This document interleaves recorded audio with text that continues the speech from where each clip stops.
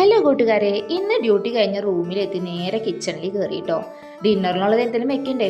അപ്പോൾ ചിക്കൻ കുറച്ച് വാങ്ങിച്ചതിരിക്കുന്നുണ്ടായിരുന്നു. വീക്കെൻഡ് ഓഫറിന് നമ്മൾ വാങ്ങിച്ചു വെക്കും കേട്ടോ. ഉണ്ണികൾക്ക് വേണ്ടിയിട്ട് 4-5 കഷ്ണം ചിക്കൻ മാറ്റി വെച്ചിട്ടാണ് ഉണ്ണികൾക്ക് വറുത്ത് കൊടുക്കാൻ വേണ്ടിയിട്ട്. ബാക്കിയുള്ള കഷ്ണം ഞാൻ നോക്കിയപ്പോൾ ഒക്കെ വലിയ വലിയ കഷ്ണങ്ങളായിരുന്നു. അപ്പം ഞാൻ അതിനെ രണ്ടായി മുറിച്ചെടുത്തു കേട്ടോ.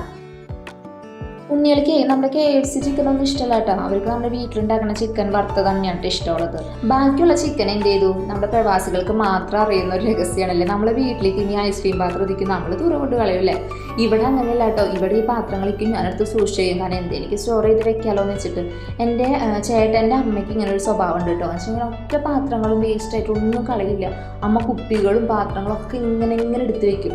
കവറുകൾ അതൊക്കെ ഇഷ്ടമായില്ല. അപ്പം ഞാൻ വിചാരിക്കും ഇത് എന്താ ഇങ്ങനെയെന്ന്. പക്ഷെ ഞാനിവിടെ ദുബായിൽ വന്നപ്പോഴാണ് ഞാനും അതേപോലെ തന്നെ ഞാൻ ഈ പാത്രങ്ങളും കുപ്പികളൊക്കെ ഇങ്ങനെ എടുത്തേക്ക് എന്തെങ്കിലും ഉപകാരം നമുക്കത് കളയാൻ തോന്നില്ല. അത് നമ്മുടെ ഒരു സ്വഭാവമാണല്ലേ. ഈ പാത്രങ്ങളൊക്കെ കാണുമ്പോൾ നമ്മളേക്ക് നാളേക്ക് എന്തെങ്കിലും ഉപയോഗമാവില്ലേ എന്ന് വെച്ചിട്ട് അങ്ങനെ എടുത്ത് വയ്ക്കും.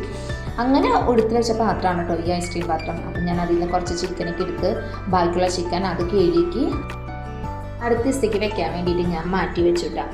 ഞാനുണ്ടല്ലോ നമ്മുടെ 2024 ഞാൻ ഇവിടേക്ക് ജോലി അന്വേഷിച്ച് വരുമ്പോൾ ഞാൻ ആദ്യം ബെഡ് സ്പേസിലാണ് കേട്ടോ നിന്നത്. ചേട്ടൻ ബെഡ് സ്പേസിൽ, ഞാൻ ബെഡ് സ്പേസിൽ അങ്ങനെയായിരുന്നു നിന്നത്. അത് കഴിഞ്ഞ് എനിക്ക് ജോലി കിട്ടി ഒരു 4-5 മാസം കഴിഞ്ഞപ്പോഴാണ് ഞങ്ങളൊരു മാസ്റ്റർ ബെഡ്റൂം എടുത്തത് കേട്ടോ.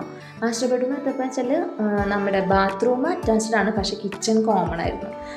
അങ്ങനെ ഒരു ടൈമിംഗ് ഒക്കെ ഉണ്ട് നമുക്ക്. 10 മണിക്കുള്ളിൽ കിച്ചൺ ലൈറ്റ് ഓഫ് ചെയ്യണം, കാരണം അപ്പുറത്തുള്ള റൂമുകാർക്ക് ഉറങ്ങണം. അങ്ങനെയൊക്കെ കുറച്ച് കാര്യങ്ങളാണ് കേട്ടോ. അപ്പോൾ നമ്മൾ ഡ്യൂട്ടി കഴിഞ്ഞ് വരും, പക്ഷെ അവിടെ തന്നെ 4 പേര് അപ്പുറത്തുണ്ട്.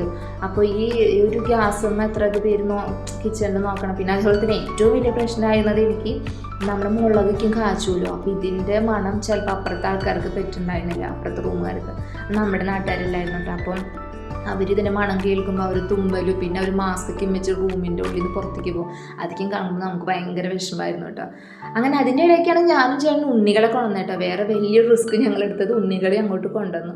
അപ്പം നമുക്ക് ഇത്തിരി ബുദ്ധിമുട്ടുണ്ടായിരുന്നു, കാരണം ഉണ്ണികളുടെ ഒച്ചയും രഹളയുമായി മാസ്റ്റർ ബെഡ്റൂം ആണല്ലോ. അവർക്കൊന്ന് ഓടിക്കളിക്കാനോ ഒന്നിനൊരു സൗകര്യം നമുക്ക് ആ സമയത്ത് ഉണ്ടായിരുന്നില്ല. ഞാൻ വിചാരിച്ചിട്ട് ദൈവം ഒരു സ്റ്റുഡിയോയിൽ അങ്ങനെ കിട്ടിയിരുന്നെങ്കിൽ, കാരണം ഉണ്ണികൾക്ക് സ്കൂൾ ടൈം 5 മണി 5:30 ആകുമ്പോഴേക്കും അവർ സ്കൂൾ ബസ് വരും. അപ്പോൾ ഉണ്ണികൾക്കുള്ള ഫുഡ് നേരത്തെ ഉണ്ടാക്കണം. അപ്പോൾ നമ്മൾ കിച്ചണിൽ ലൈറ്റ് ഇടുമ്പോൾ ബുദ്ധിമുട്ടായിരുന്നു. അങ്ങനെ കുറേ നമ്മൾ സ്ട്രഗിൾ ചെയ്തിട്ടോ. അവസാനമാണ് കേട്ടോ ദൈവത്തിൻ്റെ അനുഗ്രഹം കൊണ്ട് നമുക്ക് പറ്റിയൊരു സ്റ്റുഡിയോ നമുക്ക് കിട്ടി. അങ്ങനെയാണല്ലേ, നമ്മൾ കുറേ സ്ട്രഗിൾ ചെയ്ത് അത് ദൈവത്തിന് മനസ്സിലാവുമ്പോൾ ദൈവം പിന്നെ നമ്മളങ്ങോട്ട് കൈ വിളിച്ചുയർത്തുണ്ടാവും.